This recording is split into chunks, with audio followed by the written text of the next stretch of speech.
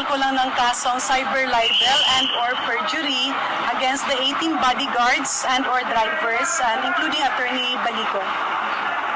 Yung tungkol po ito sa mga sinabi nila, pareho ng circumstances po. Yes, no. Unang-una, hindi ko kilala yung 18 bodyguards, drivers na allegedly ay nasa kay former Congressman Saldico. Wala akong kilala sa kanilang lahat. Ang kilala ko lang ay si former Congressman Mike Defensor, and of course, kilala ko rin si Attorney Baligo dahil sa politika namin sa Leyte, ay kalaban niya yung aking pamilya. So yung mga, ano po yung nilagay po ninyo doon sa inyong complaint?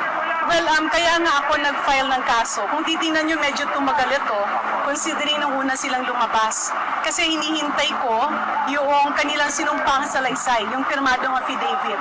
Subalit sa tagal na at hanggang ngayon wala pa rin kaming kopya ng kanilang pirmadong affidavit kung saan nakasaad yung sirkumstansya. Ito ay naririnig lang namin sa balita.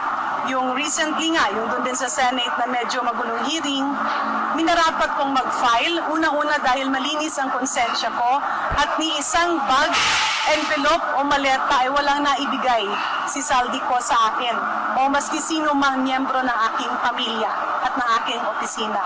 Pangalawa, minarapat ko rin mag-file para harap-harap matanong ko sila sino, kailan at saan sila nagbitbit ng alleged na maleta kasi sigurado akong wala.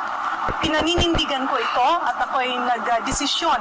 No? Sangayon naman sa pagpursigi sa akin ng aking abogado, pamilya at aking constituents kasi hindi bagay na dapat ipaubaya yung mga malalaking kasinungalingan, lalo't-lalo na kung ito ay nagpapahamak sa integridad ng isang tao.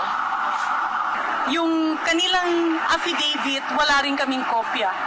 What we just get is yung mga naka-upload sa social media. So, yun yung abuso yun sa karapatan ng isang taong magbintang kung wala namang pinanghahawakang ebidensya. Ano po ba yun yung motibo ng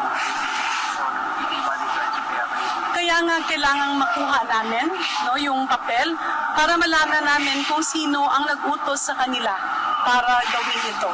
Yung kaibigan ko si Congressman Mike Defensor, meron din akong tinanong, although hindi ko na siya nakausap personal, at ang sabi hindi nga niya alam dahil ang nag-ayos ng kanilang affidavit ay si Attorney Baligo. So malamang ito mga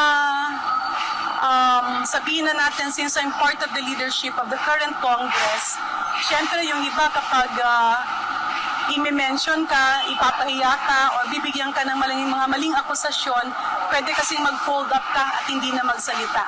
So malamang ginagawa ito to cripple me or to prevent me from doing my tasks in the 20th Congress.